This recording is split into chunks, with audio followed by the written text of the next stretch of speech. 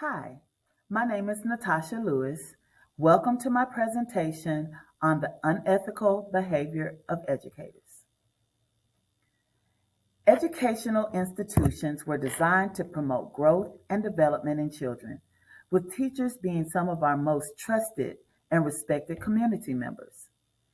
In the preamble of the Code of Ethics for Educators, it says the educator recognizes the magnitude of the responsibility inherent in the teaching process. The desire for respect and confidence of one's colleagues, of students, of parents, and the members of the community provides the incentive to attain and maintain the highest possible degree of ethical conduct.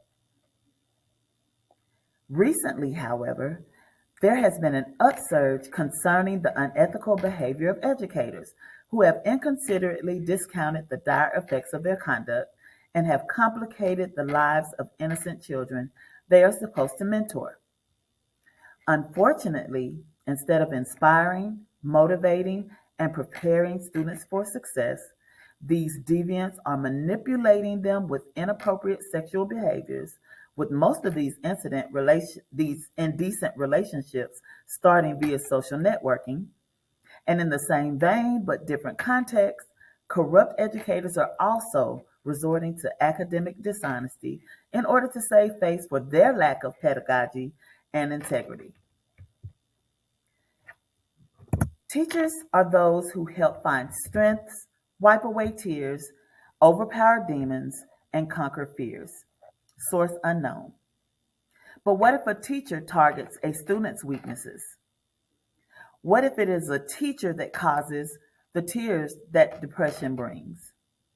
What if a teacher terrorizes vulnerable students by using his or her power with evil intentions?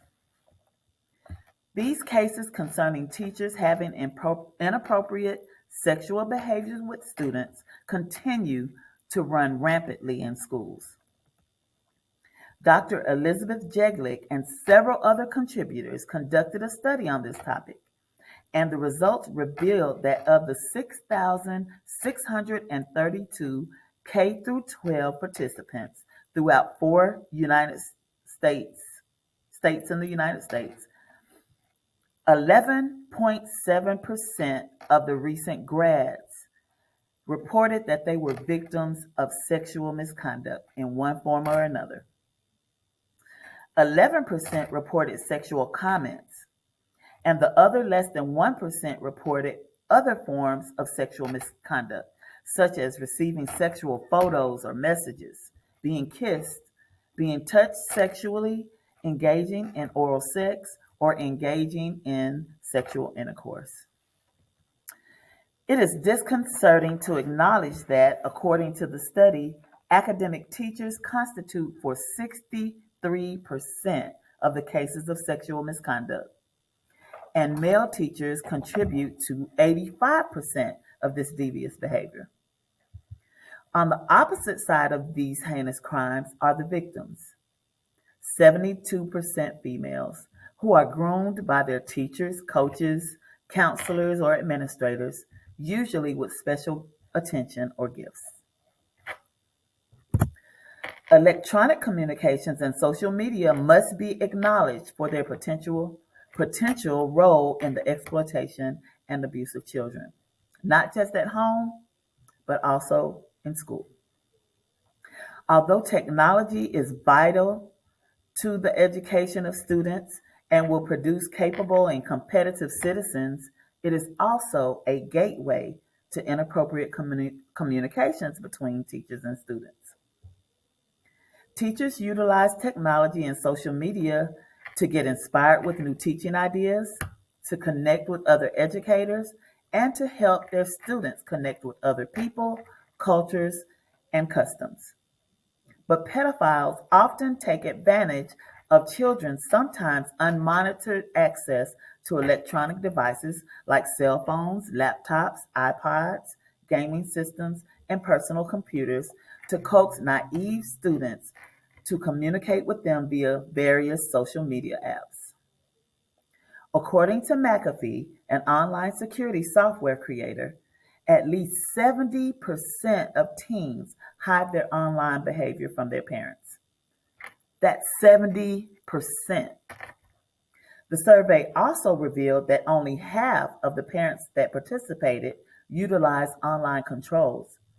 Only 44% of parents knew their children's passwords, and 1 in 10 parents use an online security application.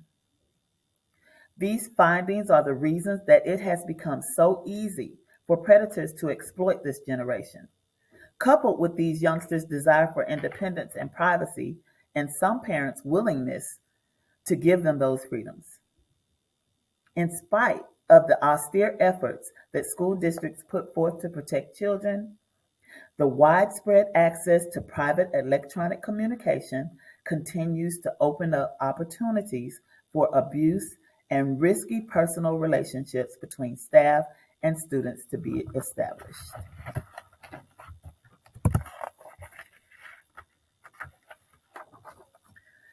Teachers can also harm students indirectly, giving them a false sense of achievement. An investigation on teacher cheating by Tim Sass, Jared Apperson, and Carrie Cruz Bueno at Georgia State University proved that the falsification of test scores in the controversial Atlanta Public Schools case instigated dire effects on students, parents, and other stakeholders. The worst consequence being that the altered elevated test scores gave the students an unjustifiable increase in their outlook of their academic abilities and an unwarranted boost in their self-esteem. These counterfactual accomplishments undoubtedly led to less studying and little to no effort in their subsequent studies. The researchers also reported that teacher cheating prompted parents to lose sight of their child's true progress and diverted them from obtaining supplemental assistance such as tutoring and remediation for their child. The consequences of teacher cheating impacted the community and stakeholders as well. As Essex explained in the text, public schools are 90% funded by state and local taxes. When teacher accountability rests on test scores, some educators resort to cheating and pose as effective, deserving teachers. Yet they are not. I have uploaded a video for your viewing that goes in depth on the cases in Atlanta. On another note, most teachers are amazing human beings who have only our children's best interests at heart. There are many educators who do more than teach content. There are those who pour their heart and soul into their students and help make them better people. And some instructors advocate for their students and are considered heroes in their eyes. Still, we must be cognizant that sometimes a monster slips through the cracks of a system and subtly steals the physical, mental, and emotional health from a student by taking his or her innocence. Then there are the terrible teacher cheaters that rob involuntary participants of the reward that comes with gaining their own knowledge, obtaining the skills they desire, and seeking the wisdom necessary to become successful, self-sufficient, and confident members of society. It is the responsibility of good teachers to identify faculty members who cross the line of appropriate teacher-student relationships to engage in inappropriate behaviors. The Code of Ethics for Educators, established by the National Education Association, is clear and concise, and it should be upheld by all educators by all means. The commitment to the student reads, the educator strives to help each student realize his or her potential as a worthy and effective member of society.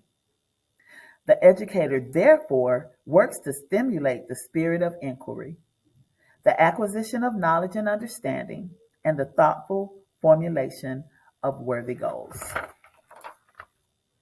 Furthermore, the preamble states, The educator, believing in the worth and dignity of each human being, recognizes the supreme importance of the pursuit of truth, devotion to excellence, and the nurture of the democratic principles.